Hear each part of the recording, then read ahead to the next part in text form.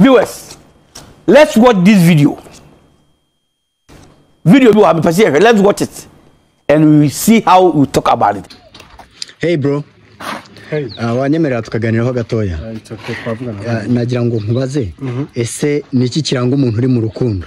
Umuntu uri mu rukundo ahita tubwenge. Ho ntiyongera kubona ibintu kwa birebaga atangira kuri ibintu macuri. Byiyumviro by'umuntu hano. None se nagira ngo wena nkubaze ikindi kibazo kimwe cyonyine. Ese niki wakorera umugore wawe kugira ngo umwereke ko umukunda umwitayeho nyine kugira ngo abibone? Urabona ko ndi mari. Yego. Umugore wanjye ndamukunda ku buryo mbona nashaka kumuvunisha. Maze iminsi mfite igitekerezo. Yego.